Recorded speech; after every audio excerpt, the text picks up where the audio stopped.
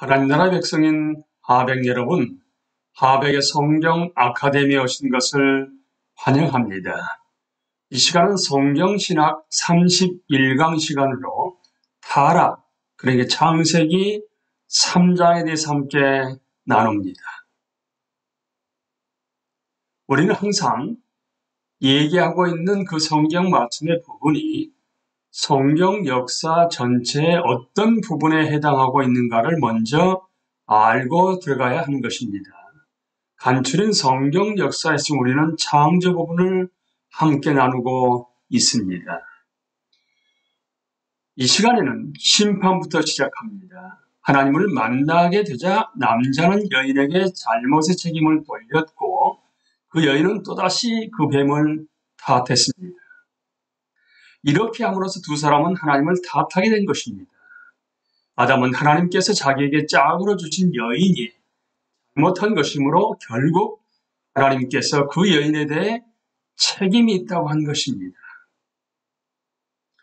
하와는 그 뱀을 탓했는데 이 뱀은 하나님의 피조물이므로 역시 하나님이 이에 대해 책임이 있다는 것입니다. 그러나 자신들이 행한 행위에 대해 책임을 져야 하는 것은 바로 인간입니다. 이러한 인간의 우선적이고 가장 치명적인 범죄는 하나님의 말씀의 권위를 거절한 것입니다. 창세기 3장 14절 24절은 불순종한 인간에게 하나님께서 심판을 내리신 내용입니다.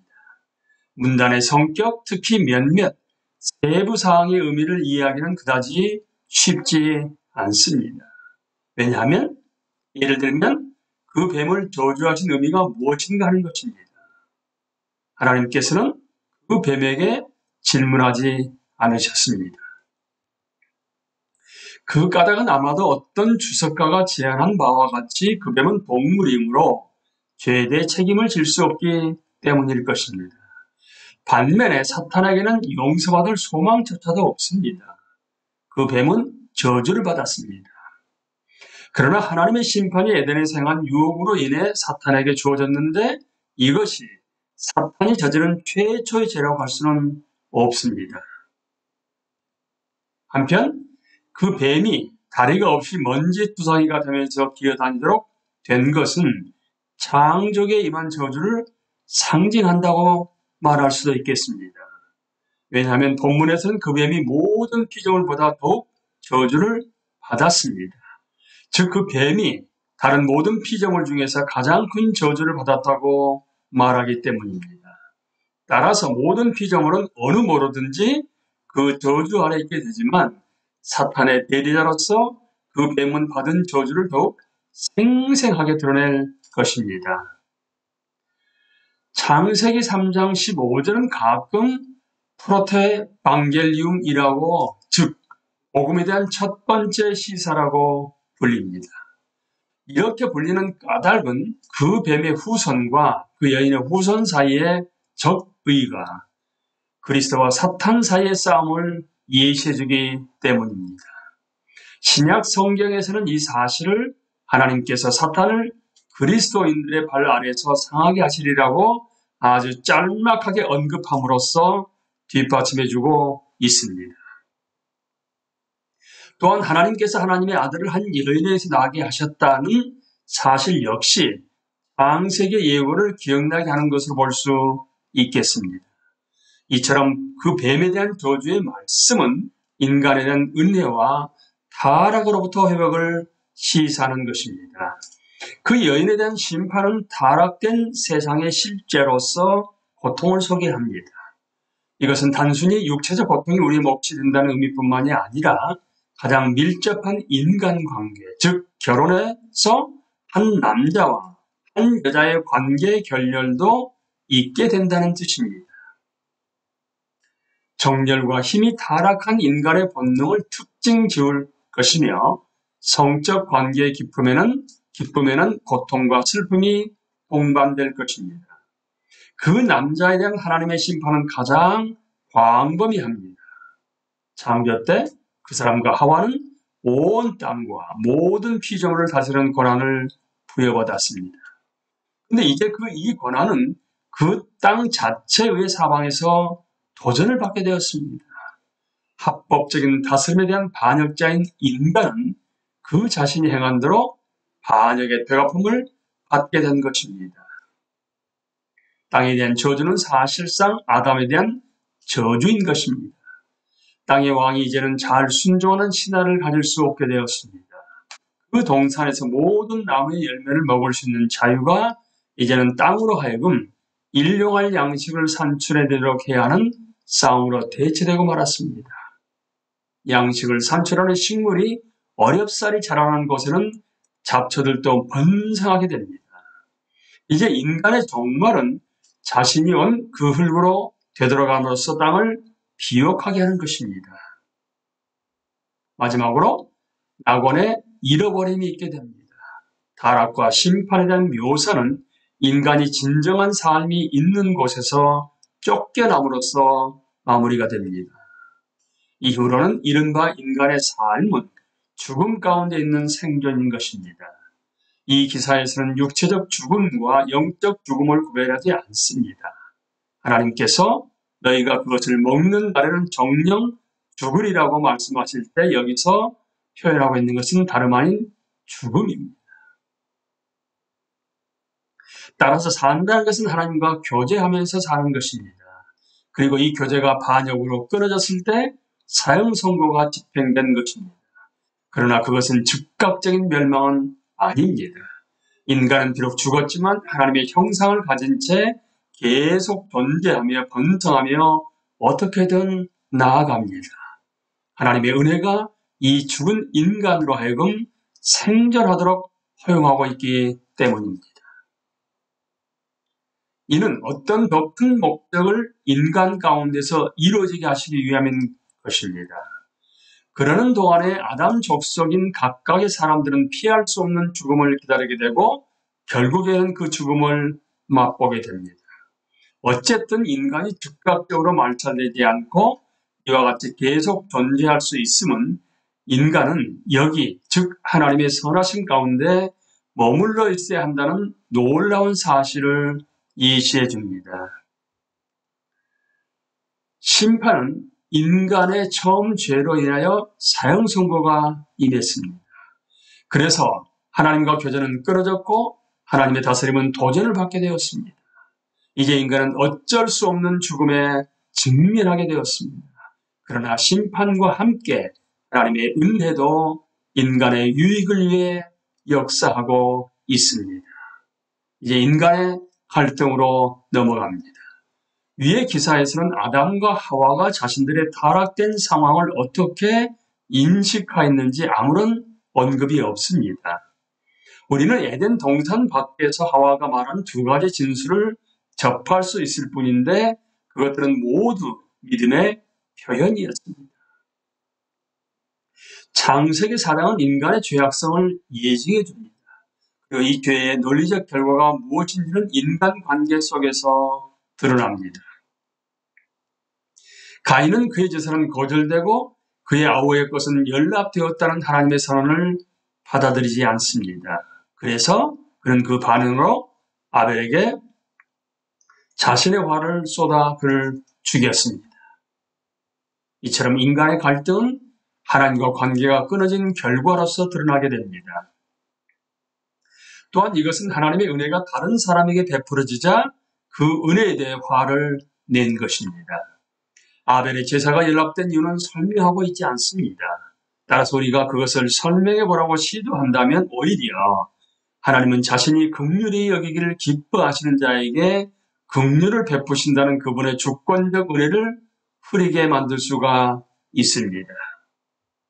아벨이 믿음으로 제사를 드렸다는 사실도 그분의 은혜가 있었음을 배제시키지 못합니다. 아벨에게 베푸신 은혜는 모든 세대에 사람들에게 보이실 하나님의 선하심을 상징하고 있는 것입니다. 그런데 이 은혜가 가인의 화를 돋구었습니다.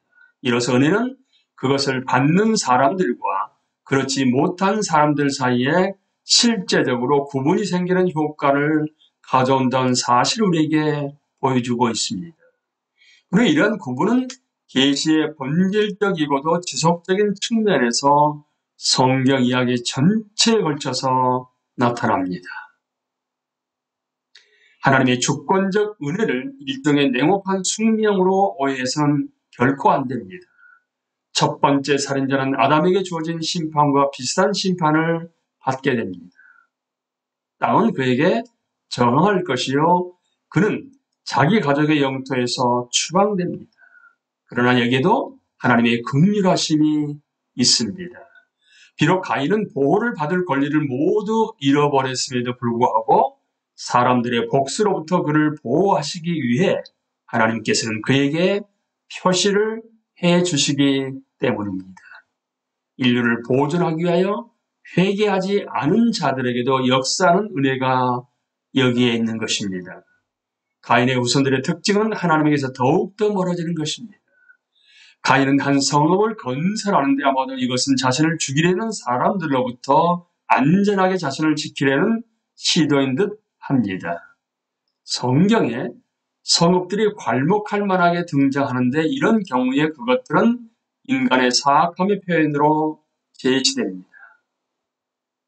바벨, 소돔과 고모라, 애굽과 가나안의 성읍들, 그리고 바벨론과 로마 이 모두가 인간의 불경건함의 총집합을 대표합니다. 그러나 인간 사회 그 자체가 잘못은 아닙니다. 잘못은 그 사회를 움직여서 하나님의 다스림을 벗어버리는 데 있습니다. 예루살렘 또는 시온이라고 불리는 하나님의 성읍이 있습니다. 그러나 이 성읍은 하나님의 아들을 정죄하여 죽인 성읍이 되었습니다. 따라서 오직 하나님께서 세우시고 만드신 하나님의 예루살렘만이 인간 사회를 하나님의 다스림과 완전한 관계를 이루도록 만들 수 있는 것입니다. 가인의 후손들은 동물의 가축화와 예술과 음악으로 그리고 폭력으로도 유명합니다. 바로 여기에 하나님의 선하심 또는 일반 은혜가 불경건한 세상에서도 계속된다는 사실과 그와 더불어 사악함이 증가하고 있다는 사실에 대한 증거가 나타나 있는 것입니다. 사회, 가축, 기르기, 예술 등은 본질적으로 그 자체가 악하지는 않습니다. 그러나 그것들은 오늘날 우리 현대 사회적 환경적 문제점들이 보여주는 바와 같이 악하게 될 잠재적 가능성을 다분히 갖고 있습니다. 하나님의 은혜에 의해서 인간 사회는 계속되고 있는 것입니다. 하지만 그 안에는 인간관계의 붕괴 속에서 무너질 자멸의 씨앗들이 도사리고 있습니다. 그러기에 이런 은혜는 일정 기간 동안 인간을 보존하기 위한 선물인 것이지 한 백성을 구원하여 하나님과 친교를 회복시키기 위해 역사하는 은혜가 아닌 것입니다. 인간 관계는 하나님과 인간의 관계가 끊어진 직접적 결과로서 무너지고 말았습니다. 그래서 인간의 모든 갈등은 우리와 하나님과의 갈등을 반영하고 있는 것입니다. 이제 인간의 사악함으로 넘어갑니다.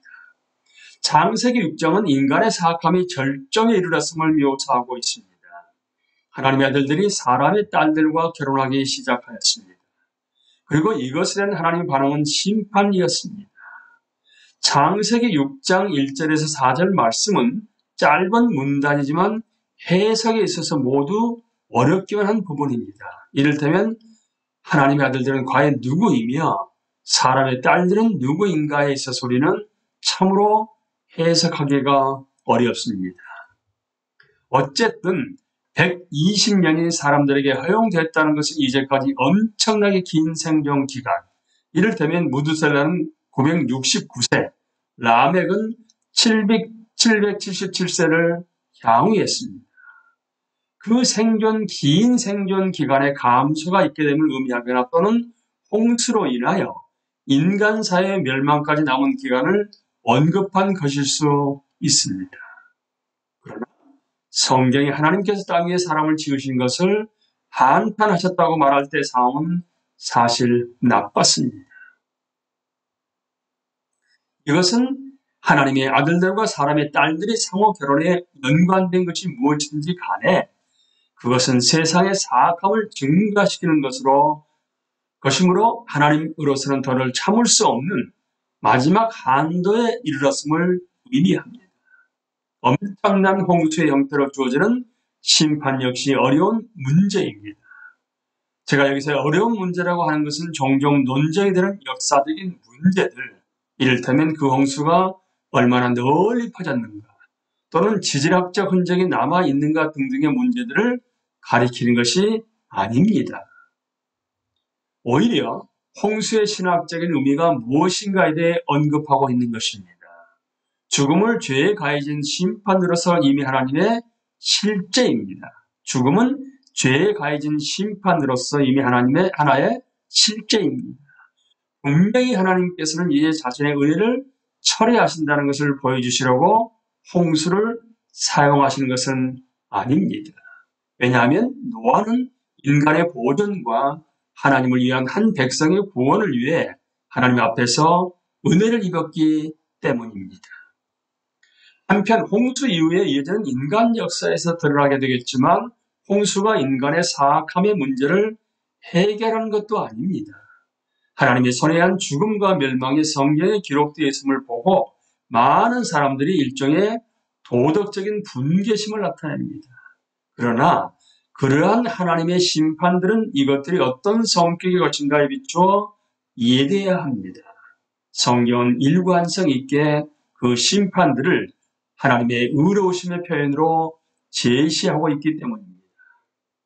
따라서 그런 심판들은 항상 그런 심판을 받아 마땅한 자들에게 임하고 있는 것입니다. 홍수를 통한 하나님의 심판 역시 그분의 의로우심의 표현이었습니다. 그래서 그 안에서 하나님의 은혜가 자격이 없으나 선택된 사람들을 건져내시려고 역사하고 있었던 것입니다. 어쨌든 홍수가 사악한 땅을 정결케 하지는 못했습니다. 따라서 우리는 그것이 홍수의 목적이라고 생각할 수는 없습니다. 홍수는 인간 역사에서 일어난 수많은 심판들 중 하나로서 반역한 인류의 최종적인 운명을 예시해 주신 것이며 이러한 시각에서라야 구원의 성격이 이해될 수 있는 것입니다. 성경 전체에 걸쳐서 구원과 심판은 하나님께서 자신의 나라를 이루시기 위한 활동으로서 서로 분리될 수 없으며 동시에 상호 보완적인 사역인 것입니다. 하나님의 심판은 첫 번째 사형 선고와 에덴에서 있던 추앙 사건 이후에 계속 나타납니다. 그런데 성경 역사에 나오는 이런 심판들은 마지막 심판을 예시하는 것이며 또한 하나님께서 우리를 구원해 내시는 그 상황이 어떤지를 보여주는 것입니다. 이제 마지막으로 하나님 나라와 타락입니다. 하나님 나라에 대하여 하나님 자신이 궁극적인 목적을 갖고 계시다는 사실은 그분께서 자신의 사랑을 이 타락한 세상에서 거두시지 않으리라는 것을 의미합니다. 그러나 인간의 죄는 하나님과 창조기 사이 그리고 창조기 안의 모든 관계들에게 혼란을 가져왔습니다. 하지만 하나님은 여전히 절대 주권자이시므로 인간의 반역은 결코 그분의 목적을 훼손할 수 없습니다. 그러나 이 타락된 세상을 다스리시는 하나님의 절대적인 다스림과 하나님 나라는 구별되어야 할 필요가 있습니다. 하나님 나라는 모든 관계가 완전하게 이루어져 있는 영역에서 자신의 백성을 다스리시는 하나님의 다스림인 것입니다. 그렇게 이 타락한 세상은 하나님 나라와는 정반대인 것입니다. 오직 구원을 통해서만 하나님 나라가 회복될 것입니다. 왜냐하면 구원은 하나님께서 모든 것들을 올바른 관계로 되돌려 놓으신 것이기 때문입니다. 따라서 성경 신학의 임무는 성경이 이러한 회복이 일어나는 것을 어떻게 계시하는지를 묘사하는 것입니다. 인간의 반역은 하나님 나라의 모든 관계들을 어지럽혀 놓았습니다. 그래서 하나님과 인간과 나머지 모든 창조물들은 더는 하나님께서 의도하신 바대로 완전한 관계를 가질 수 없게 되었습니다. 이제 창조의 타락에 대해서 함께 정리를 해보겠습니다. 간추림입니다. 하나님에 대한 인간의 반역은 창조된 질서 전체를 하나님 나라의 제 위치로부터 떨어뜨리는 타락을 가져왔습니다. 그래서 보시는 것처럼 하나님 나라는 타락이 깜깜하게 되었습니다. 타락으로 말미암아 깜깜하게 된 것이죠. 여기서 주요 주제들은 유혹이나 불순종, 인간은 하나님 중심 대신에 자기 중심적이 되었다. 심판과 죽음, 창조의 모든 관계가 제자리를 벗어난 하나님의 은혜가 주요 주제들이었습니다. 중심 낱말들은 타락, 심판, 죽음, 은혜입니다.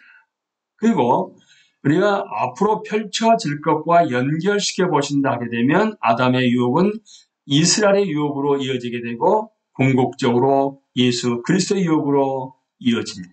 바로 누가복음 4장 1절에서 12절에 나옵니다. 또 뱀은 바로 사탄으로서 계시록 12장 9절에 나오게 되고요.